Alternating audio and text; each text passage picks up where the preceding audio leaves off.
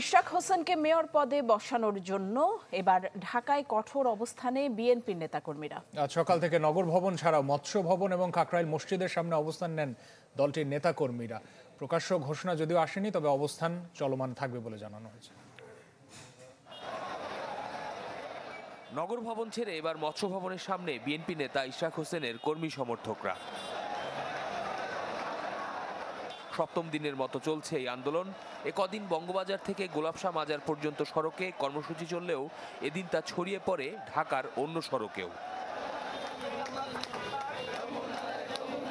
বলাকোয়া ছাড়াই সকাল 10টায় মৎস্য ভবনের সামনে অবস্থান নেয় তারা। বেলা গড়ায় বাড়তে থাকে মানুষের উপস্থিতি। এ সময় প্রেস ক্লাব থেকে কাকরাইল মসজিদ পর্যন্ত, ওদিকে শাহবাগ থেকে মৎস্য ভবন পর্যন্ত সড়কে বন্ধ হয়ে যায় যান চলাচল। কদিন শুধু ঢাকা দক্ষিণ সিটির বিভিন্ন কমিটির নেতাকর্মীরা উপস্থিত থাকলেও এদিন এই কর্মসূচিতে যোগ দেন ঢাকা উত্তর সিটি ও ঢাকার আশপাশের জেলার বিএনপির বিভিন্ন পর্যায়ের নেতাকর্মীরা। এলএমই সার্টিফাইড বিশ্বসেরা কপারে তৈরি ওয়ালটন কেবলস, যা আপনার স্থাপনাকে রাখবে সব সময় নিরাপদ। এই শপথ নিতে যে প্রতিবন্ধকতা তৈরি করেছে, এটা সম্পূর্ণভাবে তৈরি করেছে আসিফ মাহমুদ সজীব ভুইয়া। নির্বাচন কমিশন গেজেট প্রকাশ করেছে, আজকে শপথ গ্রহণের জন্য গরিমসি করেছে ষড়যন্ত্র। এই ষড়যন্ত্রের বিরুদ্ধে আমরা রাজপথে।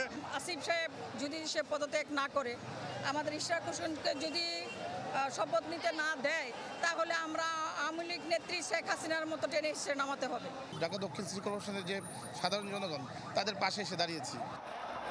এমন কর্মসূচিতে দুর্ভোগে এই পথের যাত্রীরা ঘন্টার পর ঘন্টা রাস্তায় অপেক্ষা করে কেউ ফিরে গেছেন, কেউ বা রওনা হয়েছেন পায়ে হেঁটেই। আগেরকার পর থেকে শাহবাগ নেমে দেখি আর রাস্তায় যাওয়ার রাস্তা নেই, তো কি করলাম, বাস থেকে নেমে হাঁটা দিলাম। আমার বাসা সেই 6 কিলো দূরে। এইভাবে যে রোড যে ব্লক করে রাখছে, সাধারণ মানুষ যে কত ভোগান্তিতে আছে, আমি একটু আগেও দেখে আসলাম। মেবি একটা অ্যাম্বুলেন্সও একবারে মাঝখানে আটকা পড়ে গেছে। ইশরাক হোসেনকে শপথ না পড়াতে করা রিটের আদেশের জন্য দিনক্ষণ পিছিয়েছে আরও একদিন। এই অবস্থায় টানা রাজপথে থাকার ঘোষণা বিএনপির নেতাকর্মীদের। টালবাহানা হচ্ছে, সেই কারণে ঢাকাবাসী আজকে আমরা সকলে রাজপথে নেমেছি। আমাদের বিজয়ী মেয়রকে আমরা মেয়র হিসেবেই দেখতে চাই এবং এর জন্য আমরা লড়াই করতে আমরা জীবন দিতে প্রস্তুত। বিকেলের পর বৃষ্টির মধ্যেও দক্ষিণ সিটির এই পথে দেখা যায় বিএনপির নেতাকর্মীদের। দাবি আদায়ে অনড় অবস্থানে থাকার ঘোষণা তাদের। আজও বন্ধ ছিল দক্ষিণ সিটি কর্পোরেশনের নাগরিক সেবা কার্যক্রম। শফিকুল ইসলাম সবুজ, চ্যানেল 24, ঢাকা।